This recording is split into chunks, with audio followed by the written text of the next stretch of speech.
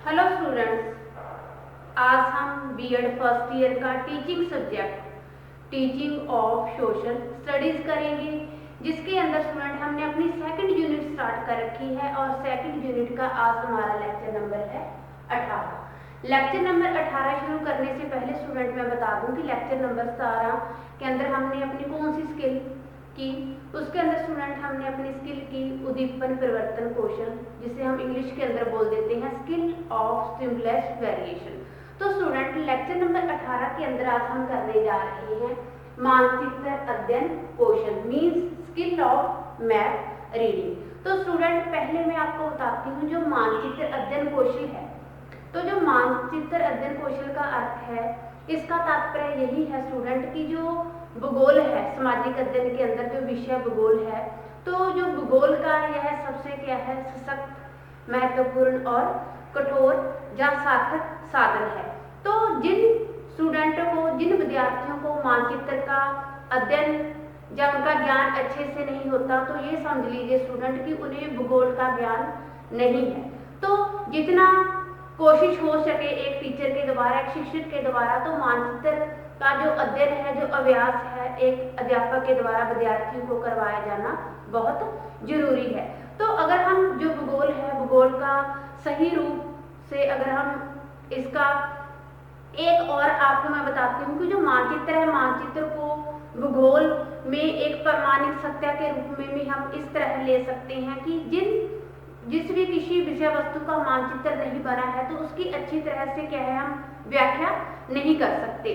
तो मानचित्र के बारे में स्टूडेंट हम क्लियर कर रहे हैं। प्रारंभ में ही मानचित्र के बारे में मैंने जैसे आपको बताया है स्टूडेंट कि भूगोल के शिक्षण के लिए मानचित्र का ज्ञान होना हर स्टूडेंट को बहुत ही जरूरी है। अगर हम मान के चले भूगोल के ज्ञान के लिए जो मानचित्र है, मानचित्र का ज्ञान क्या है, हर स्टूडेंट के लिए इसका ज्ञान होना बहुत जरूरी है। अगर किसी भी स्टूडेंट को मानचित्र का ज्ञान नहीं है, तो ऐसे मान के चलिए जो भूगोल का ज्ञान है, भूगोल की नॉलेज है, हर बच्चे के लिए वो क्या है, अधूरी है, अपूर्ण है। तो जो हम मान के चले स्टूडेंट, जो 95% जानकारी है वो क्या है, मानचित्र के द्वारा ही भूगोल की हम ले सकते हैं, क्योंकि बहुत से भूगोलविदों ने यह सिद्ध कर दिया गया है कि मानचित्र के द्वारा हम किसी भी स्थान, जलवायु, वनस्पति के बारे में आसानी से जान सकते हैं और छात्र छात्राएं भी इसका पूर्ण रूप से लाभ उठा सकते हैं। तो स्टूडेंट अब हम बात करते हैं जो मानचित्र है, मानचित्र के घटक कौन कौन से हैं। अब मैं आपको बताती हूँ स्टूडेंट की जो मानचित्र है, मानचित्र के घटक, मानचित्र के घटक, इसके घटक कौन कौन से स्टूडेंट, इसके 4 घटक हैं, जिसे क्या है हम पॉइंट टू भी पॉइंट क्लियर करेंगे। इसके अंदर स्टूडेंट मैं आपको पहला घटक बताती हूँ, वो है दिशाओं का प्रयोग।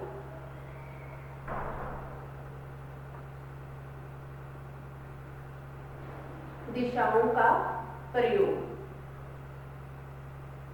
क्योंकि स्टूडेंट जो मानचित्र है, मानचित्र एक टीचिंग एड्स के साथ साथ एक स्किल के रूप में भी बच्चों को करवाया जाना बहुत जरूरी है, क्योंकि सामाजिक अध्ययन के अंदर जो भूगोल विषय है वो क्या है, ऑलरेडी मानचित्र के ऊपर ही डिपेंड करता है। एक शिक्षक को चाहिए कि जितना हो सके इसका अभ्यास बच्चों को करवाया जाना बहुत जरूरी है। अब हम बात करते हैं स्टूडेंट जो मानचित्र के घटक हैं वो कौन कौन से हैं। जैसे फर्स्ट मैंने बताया आपको दिशाओं का प्रयोग। तो स्टूडेंट जो दिशा है, दिशा मानचित्र पर क्या है, एक काल्पनिक रेखा है जो समांतर उत्तर से किसी भी स्थान को एक कोणात्मक स्थिति के अंदर बांध कर रख सकती है, क्योंकि मानचित्र के द्वारा हम किसी भी दिशा के ऊपर मानचित्र को रखकर किसी भी दिशा से संबंधित बच्चों को क्या है ज्ञान दे सकते हैं। तो स्टूडेंट हम बात करें कि जो मानचित्र के द्वारा किसी भी दिशा का बच्चों को ज्ञान किस प्रकार दिया जा सकता है। जैसे मान लो कि उत्तर और दक्षिण ध्रुवों को जो मिलाने वाली ध्रुवीय रेखाएं हैं वो क्या कौन सी हैं, देशांतर रेखाएं हैं। अगर हम बात करें स्टूडेंट कि ये रेखाएं अकांक्ष रेखाओं को, जो अकांक्ष रेखाएं हैं उनको भी कई भागों के अंदर बांट सकती हैं। तो जो मानचित्र के द्वारा बच्चों को अलग अलग दिशाओं के बारे में भी आसानी से जानकारी दी जा सकती है। तो इसके लिए एक शिक्षक को किसकी जरूरत है? स्टूडेंट को अभ्यास कराने की जरूरत है। जितना अधिक अभ्यास होएगा मानचित्र के बारे में बच्चे क्या है उतना ही अधिक सीखेंगे, उसके बारे में उतना ही जानकारी अधिक प्राप्त कर सकेंगे। सेकंड पॉइंट स्टूडेंट हमारा आता है इसके अंदर घटक पैमाने का प्रयोग। पैमाने का प्रयोग,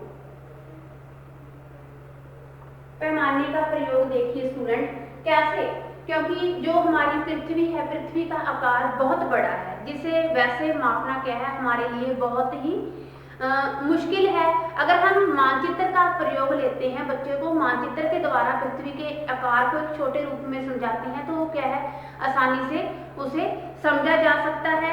जैसे मान के चलो कि जैसे सेंटीमीटर है, सेंटीमीटर 100 किलोमीटर, परंतु एक बात को ध्यान में रखना चाहिए, क्योंकि जो मानचित्र है, मानचित्र में जो पैमाने के द्वारा दर्शाई गई जो भी दूरी है वो दो स्थानों को जोड़ने वाले शर्तों के अंदर की दूरी नहीं है, बल्कि ये क्या है एक क्षैतिज सरल रेखीय दूरी है, जिसे बच्चों के सामने बहुत ही आसानी से समझाया जा सकता है और ध्यान में रखकर ही एक अध्यापक को ये चीजें समझाई जानी चाहिए, क्योंकि इससे आकाश मार्ग से सीधी दूरी भी हम इसे क्या है कह सकते हैं।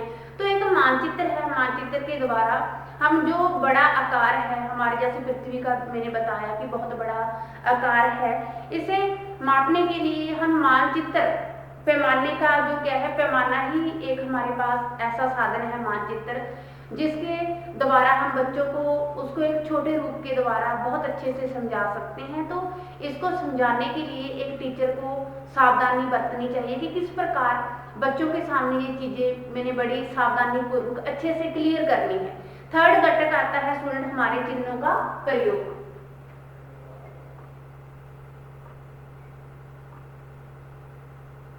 चिन्हों का स्टूडेंट क्या है, चिन्हों का प्रयोग।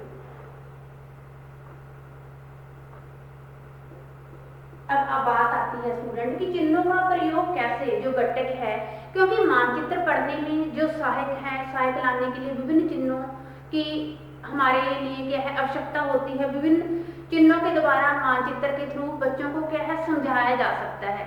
तो विभिन्न चिन्हों को पहले क्या है ये अक्षरों का प्रयोग इसके अंदर किया जाता था, धीरे धीरे अक्षरों की जगह क्या है चिन्हों ने ले ली है, जो क्या है अंतरराष्ट्रीय लेवल पर इसे भी दर्शाया जा सकता है। जैसे बड़े कोई शहर है, कोई भवन है, उसे क्या है चिन्हों के द्वारा दर्शाया जा सकता है। कोई भी सैन्य आप लगा लो कि कोई भी भवन का चिन्ह है, सैन्य जो सैन्य सैनिक आप मान के चलिए जो सैन्य के लिए भी सैनिक आदि क्या है, इन चिन्हों के प्रयोग के द्वारा ही बच्चों को आसानी से समझाया जा सकता है। अगला जो हमारा घटक आता है स्टूडेंट वो आता है रंगों का प्रयोग। रंगों का प्रयोग, रंगों का प्रयोग कैसे स्टूडेंट, क्योंकि मानचित्र के अंदर रंगों का प्रयोग भी बहुत होता है और एक टीचर इन रंगों का प्रयोग कैसे करता है, इन रंगों के प्रयोग के द्वारा मान लो किसी भी घटना को, किसी भी मेन बिंदु को बच्चों के सामने, किसी भी आंकड़े को विभिन्न रंगों के द्वारा बच्चों के सामने दर्शाना है, तो ये रंगों के द्वारा ही मानचित्र के सामने बच्चों के सामने क्या है दर्शा सकता है। तो उदाहरण के तौर पर रंगों की सहायता से जनसंख्या के अनुसार उनकी व्याख्या कर सके, जैसे जनसंख्या के घनत्व को दर्शाना है, प्राकृतिक उत्पादन को दर्शाना है, तो ये सारा क्या है रंगों की सहायता से ही बच्चों के सामने उसे क्या है मानचित्र को समझाया जा सकता है, दर्शाया जा सकता है। फॉर एग्जाम्पल मान के चलिए को जो भी जलीय लक्षणों को नीले रंग से दर्शाया जा सकता है। कोई भी मैदानी किसी चीज को दर्शाना है तो उसके लिए किस चीज का संकेत है, हरे रंग का संकेत है। तो इस प्रकार अलग अलग चीज को रंगों के माध्यम से एक अध्यापक बच्चों के सामने मानचित्र को क्या है अच्छे से प्रदर्शित कर सकता है। अब हम बात करते हैं स्टूडेंट की एक अध्यापक को मानचित्र समझाते टाइम कौन कौन सी सावधानियां बरतनी चाहिए, क्योंकि एक अध्यापक को मानचित्र का जब वो प्रयोग करता है तो इसके लिए बहुत अधिक सावधानियां बरतनी चाहिए। तो वो सावधानियां मानचित्र के प्रयोग हेतु निम्न बातों का एक शिक्षक को ध्यान रखना चाहिए। वो निम्न बातें कौन कौन सी हैं, अब हम बात करते हैं स्टूडेंट, शिक्षक को निम्न बातों का ध्यान रखना चाहिए। शिक्षक को निम्न बातों का ध्यान रखना चाहिए। मानचित्र से ही रिगार्डिंग शिक्षक को निम्न बातों का ध्यान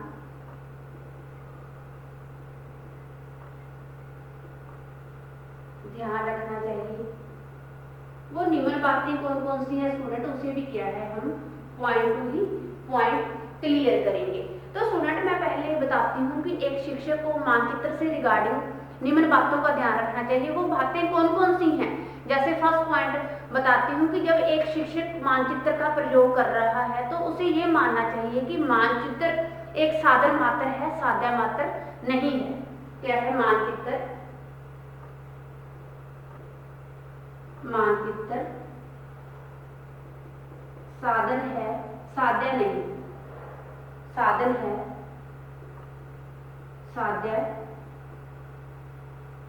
नहीं। ये स्टूडेंट एक क्या है, अध्यापक को ध्यान रखना चाहिए कि जो मानचित्र है, मानचित्र क्या है, साधन मात्र है, साध्य नहीं है।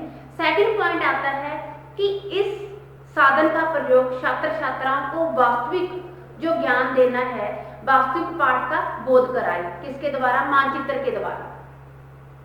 सेकंड पॉइंट आता है स्टूडेंट वास्तविक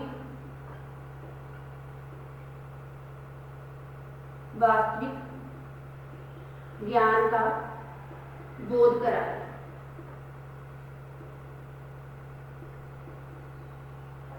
ये किसके द्वारा है स्टूडेंट? मानचित्र के द्वारा, क्योंकि एक शिक्षक को ये भी ध्यान रखना चाहिए कि जब वो मानचित्र का प्रयोग कर रहा है तो जो वास्तविक ज्ञान है उसी का ही बोध करवाया जाए। थर्ड पॉइंट आता है स्टूडेंट हमारा कि मानचित्र की स्पष्टता पाठ का आधार है। व्यर्थ की बात करने से जो मानचित्र की उपयोगिता है वो क्या है, खत्म हो जाती है। क्या है? मानचित्र है स्टूडेंट, मानचित्र की स्पष्टता पाठ का आधार है। मानचित्र की स्पष्टता पाठ का आधार है।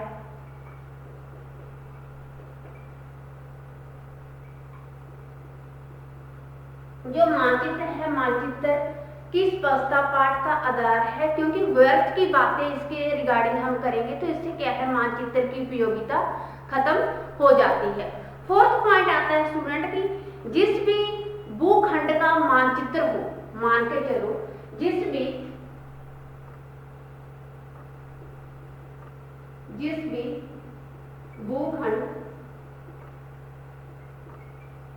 भूखंड का मानचित्र हो,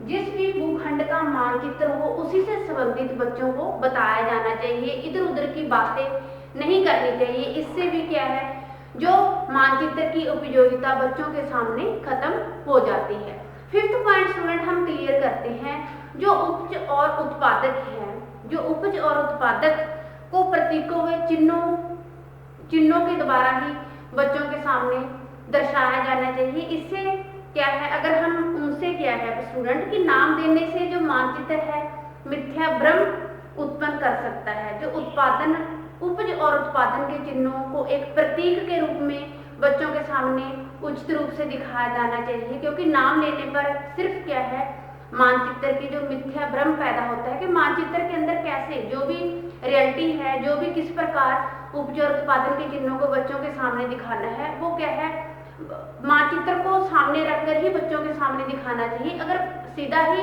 बिना मानचित्र के एक अध्यापक वैसे ही एग्जाम्पल देता है, वैसे ही बातें करता है, तो बच्चों के जो माइंड के अंदर, बच्चों के दिमाग के अंदर उससे रिगार्डिंग क्या है, भ्रम पैदा होता है। अगला पॉइंट हम बात करते हैं स्टूडेंट कि मानचित्र की जो व्याख्या है, मानचित्र की व्याख्या क्रिया, मान्य और सही होनी चाहिए। फिफ्थ पॉइंट आता है स्टूडेंट, मानचित्र की व्याख्या क्रिया सही और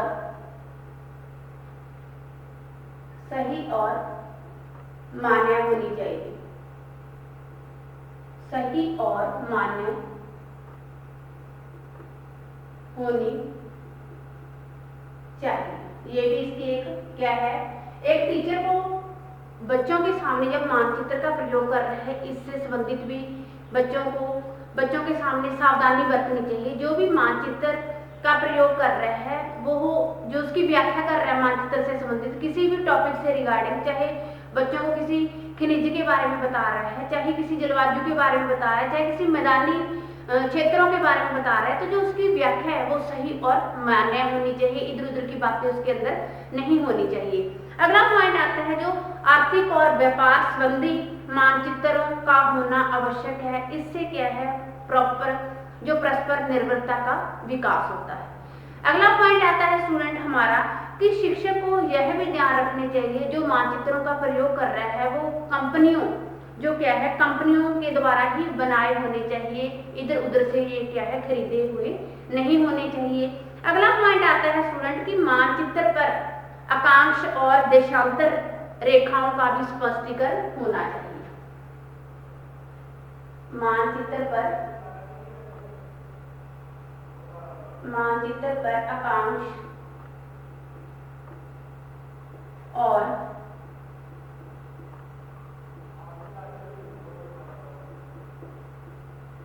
देशांतर रेखाओं का भी स्पष्टीकरण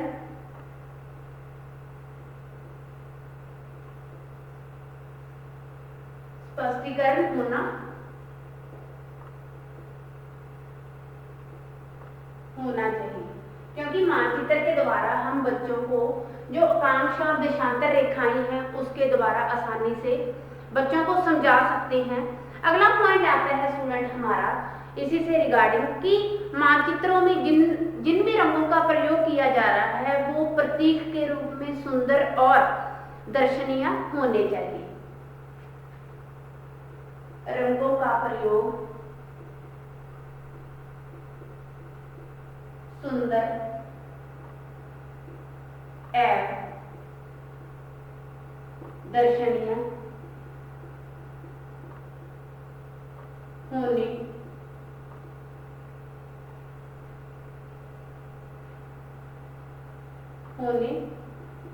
चाहिए। जो भी रंगों का प्रयोग किया जा रहा है स्टूडेंट मानचित्र के द्वारा या बच्चों के द्वारा किया जा रहा है, शिक्षक के द्वारा उन्हें समझाया जा रहा है, वो बहुत ही सुंदर और दर्शनीय होने चाहिए। अगला पॉइंट स्टूडेंट हमारा आता है जहां वृत्त चित्रों के निर्माण का संबंध है वो क्या है, अध्यापक और विद्यार्थियों के द्वारा स्वयं ही उसका निर्माण हो सकता है, स्वयं ही उनके द्वारा बनाया जा सकता है। जहां तक वृत्त चित्रों के निर्माण का संबंध है, वृत्त चित्रों के निर्माण का संबंध, तो ये क्या है, एक विद्यार्थियों के द्वारा और अध्यापक के द्वारा स्वयं भी इसे तैयार किया जा सकता है। अब हम बात करते हैं स्टूडेंट कि जो हमारी मैप रीडिंग स्किल है, आप मान के चलो मानचित्र अध्ययन कौशल। अब जब मानचित्र अध्ययन कौशल बच्चों को मानचित्र से संबंधित बहुत सारी बातें सिखाई जाती हैं एक अध्यापक के द्वारा, तो बातें सिखाते टाइम एक अध्यापक को मानचित्र से रिगार्डिंग बच्चों को सामने रखकर किन किन चीजों का ध्यान रखना चाहिए, जो मानचित्र स्किल है बच्चों के अंदर डिवेल्प करते समय किन किन बातों का ध्यान रखना चाहिए, जब एक अध्यापक को किन चीजों को मुख्य नजर रखते हुए चलना चाहिए। अब हम इसके बारे में बात करते हैं स्टूडेंट मानचित्र अध्ययन कौशल।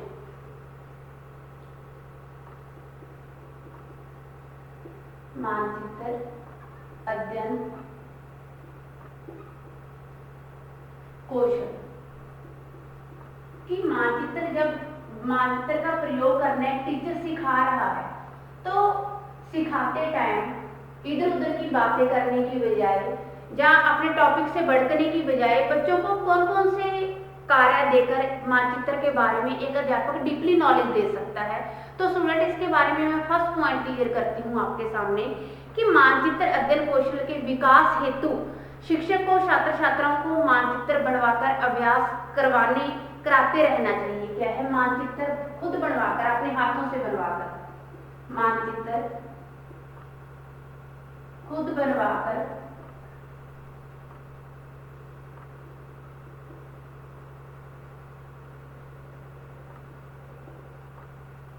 क्या है स्टूडेंट कि जो मानचित्र है, मानचित्र खुद बनवाकर अभ्यास करते रहना चाहिए, खुद बनवाकर अभ्यास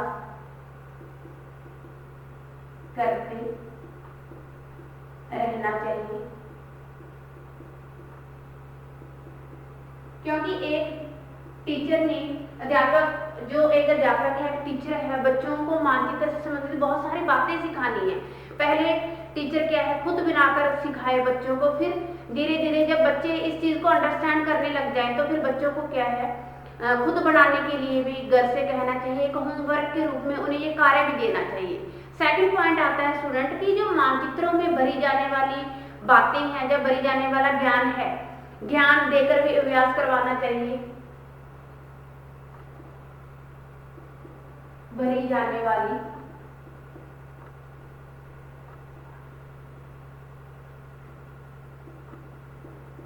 बातें ज्ञान के रूप में अभ्यास करवाना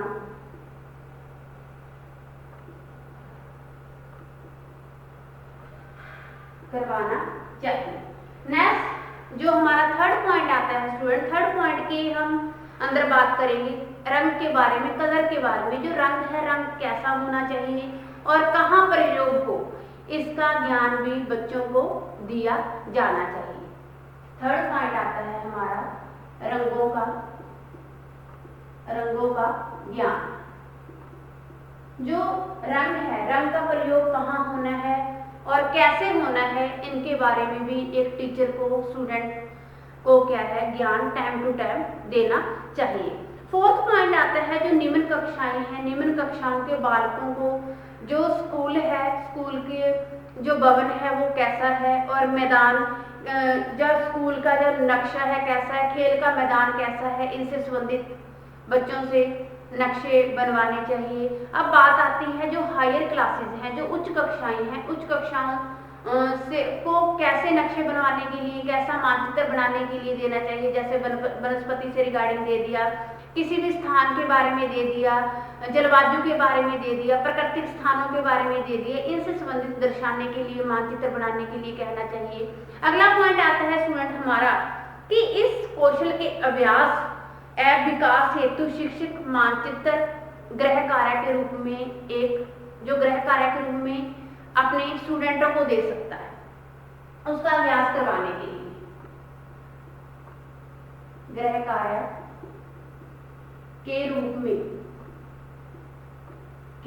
जो गृह कार्य के रूप में अगर एक शिक्षक ने उसका एक अच्छा अभ्यास करवाना है, बच्चों को परफेक्ट बनाना है मानचित्र के अंदर, तो एक गृह कार्य के रूप में भी मानचित्र घर से प्रिपेयर करने के लिए बच्चों को देना चाहिए। अगला पॉइंट आता है स्टूडेंट कि मानचित्र को सही ढंग से टांगने का अभ्यास भी बच्चों को करवाते रहना चाहिए। जो मानचित्र है, मानचित्र जो सही ढंग पर लटकाया गया है, क्या वो प्रॉपर बच्चों को दिखाई दे रहा है। अगर वो प्रॉपर दिखाई नहीं दे रहा तो उसकी जो जगह है, जो उसका स्थान चेंज होना चाहिए। तो जो मानचित्र है कक्षा के अंदर प्रॉपर जगह पर क्या है, लटका होना चाहिए, टांगना चाहिए। तो अगर वो प्रॉपर जगह पर नहीं लटका हुआ है तो वो एक जो अध्यापक है अपने विद्यार्थियों को उचित रूप से या अच्छी तरह से उससे संबंधित शिक्षण नहीं दे सकता।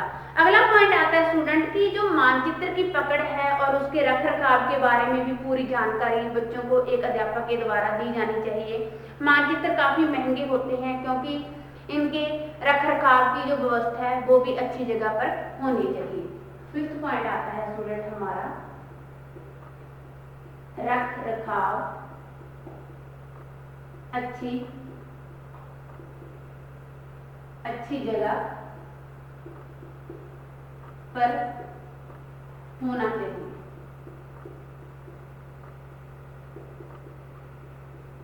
क्योंकि जो मानचित्र है, मानचित्र क्या है, बहुत ही महंगे होते हैं, तो इसके लिए एक अच्छा अलग ही कॉलेज के अंदर अलमीरा के अंदर इसे रखी जानी चाहिए, क्योंकि महंगे होने के कारण इसकी कीमत एक अध्यापक को ही पता होती है। तो जो रख रखाव का सिस्टम है वो भी एक अच्छी जगह पर होना चाहिए। तो स्टूडेंट, आज हमने अपनी स्किल की, स्किल ऑफ मैप रीडिंग, जिसके बारे में मैंने पहले आपको बताया, जो मानचित्र अध्ययन कौशल है वो होता है क्या चीज, क्योंकि जो भूगोल का ज्ञान है वो मानचित्र पर ही निर्भर करता है। एक शिक्षक को चाहिए कि मानचित्र के बारे में अधिक से अधिक बच्चों को अभ्यास करवाए, क्योंकि 95% जो भूगोल का शिक्षण है वो मानचित्र पर ही निर्भर करता है। जिन बच्चों को मानचित्र का ज्ञान नहीं है वो भूगोल का ज्ञान ऐसे मान के चलो उनके लिए अपूर्ण सार्थक नहीं है।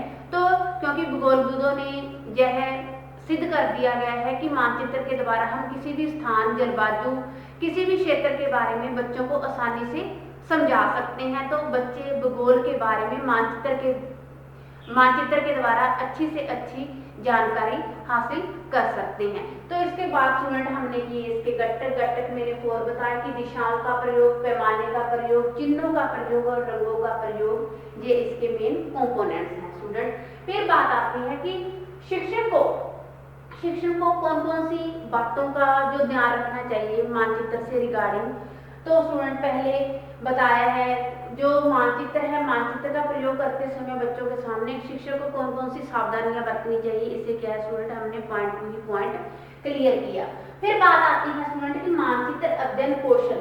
एक अध्यापक अपने स्टूडेंटों को, अपने विद्यार्थियों को अगर एक अच्छे मानचित्र से रिगार्डिंग बच्चे के अंदर एक अच्छा विकास करना है तो वो कौन कौन से कार्य देकर, कौन कौन से अभ्यास करवा के, बच्चों को ट्रेनिंग देकर मानचित्र से संबंधित बच्चों को पूर्ण विकास कर सकता है, उनके मानचित्र से रिगार्डिंग अच्छी उनके अंदर डेवलपमेंट कर सकते हैं। तो उसे भी स्टूडेंट हमने किया है पॉइंट टू पॉइंट एक्सप्लेन किया। तो ये स्टूडेंट हमारी स्किल हुई, skill of map reading. Thanks student.